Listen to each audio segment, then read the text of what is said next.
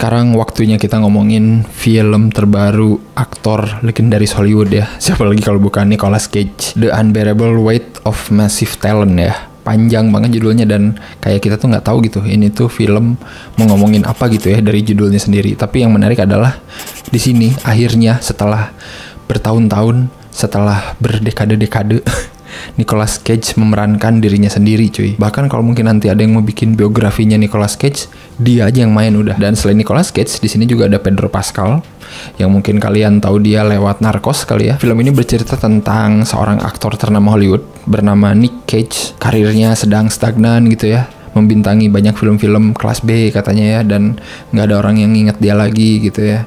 Sampai akhirnya dia dapat tawaran dari seorang miliuner di Spanyol untuk mendatangi ulang tahunnya. Sesampainya di sana dia nggak tahu kalau miliuner yang ngundang dia itu sebenarnya adalah seorang pedagang senjata internasional gitu ya, yang sedang diburu oleh CIA di Amerika. Film ini tuh ibaratnya kayak film meta banget gitu ke kehidupannya Nicolas Cage yang asli ya.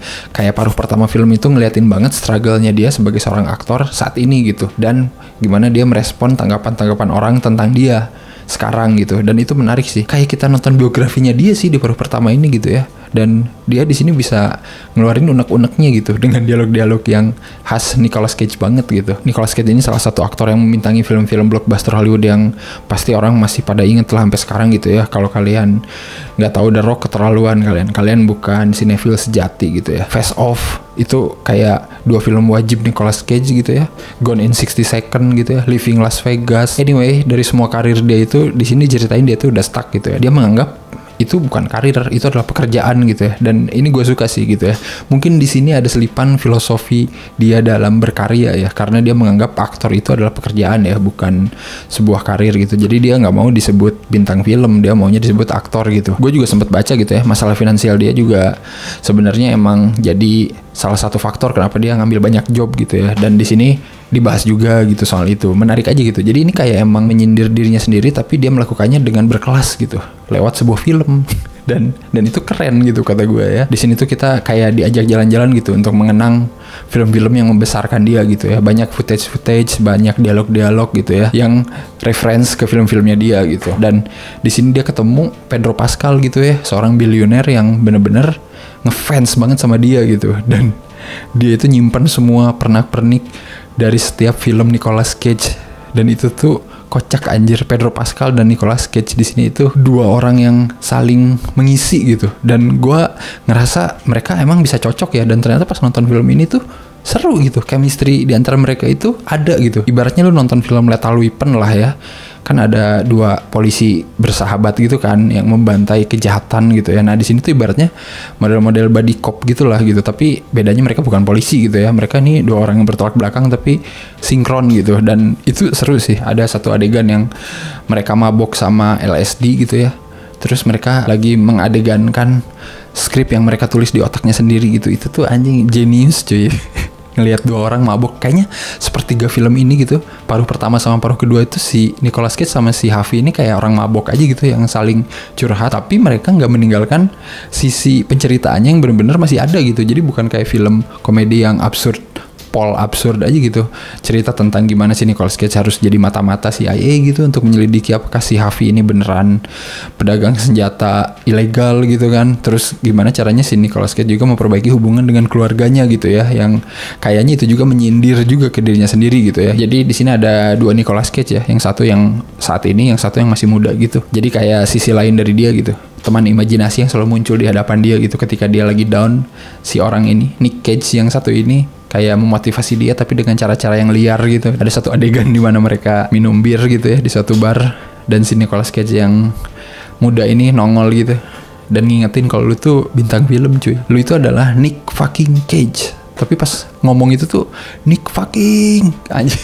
Pokoknya sampai teriak panjang gitu. Dan itu cuma Nicolas Cage cuy yang bisa acting kayak gitu. Acting kayak setengah sinting tapi kayak masih masuk gitu. Dan di sini tuh banyak adegan-adegan yang dia kayak kelakuannya kayak orang gila gitu ya, tapi di satu sisi masuk gitu sama ceritanya gitu. Kita nggak ngeliat dia kayak overacting gitu, nggak juga gitu, tapi emang pas sesuai porsinya gitu. Tahun lalu kan gue sempat review film dia yang Pig ya, drama depresif dari dia, dan emang itu juga bagus gitu.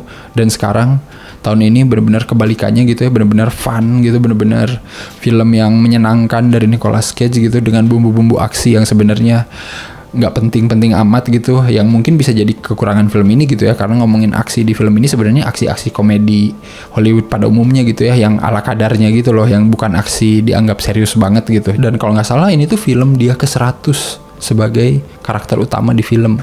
Bayangin cuy, 100 film. Jadi kata gue kayak bener-bener film yang tepat sih untuk merayakan karirnya gitu ya di dunia acting.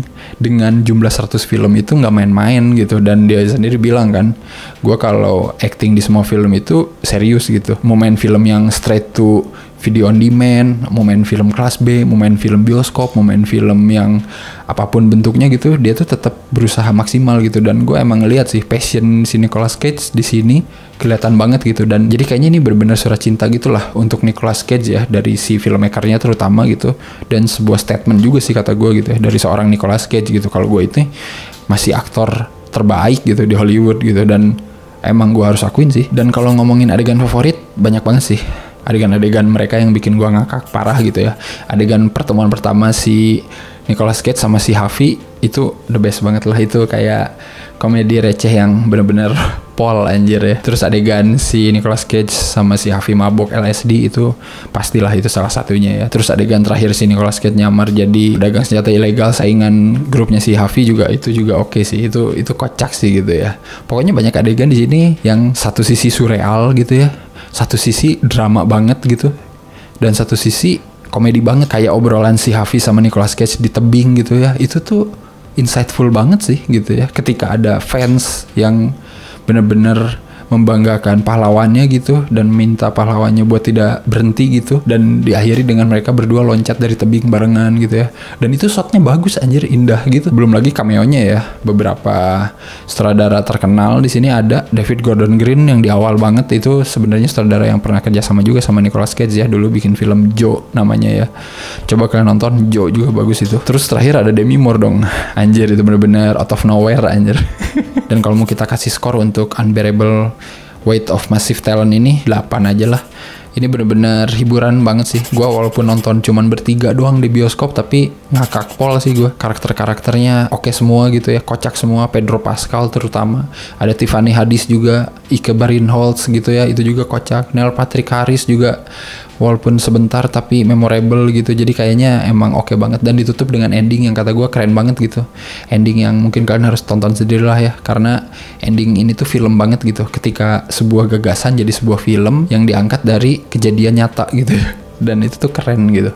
Kata gue transisinya itu oke banget sih. Menurut kalian gimana? Kalau udah nonton silahkan komen aja, dan menurut kalian sebutin 5 besar film Nicolas Cage. Gue pengen tahu apa aja 5 besar cuy. Silakan komen aja di bawah ya. Dan seperti biasa jangan lupa untuk like, share, subscribe, dan juga follow IG-nya Cinecrip, Twitternya juga di follow. Beli kaosnya Cinecrip, ada linknya di deskripsi. Dan jangan lupa juga dukung di Saweria ya, biar Cinecrip bisa bikin konten-konten original menarik lainnya. Oke, kalau kayak gitu sampai ketemu lagi di episode-episode selanjutnya. Bye bye.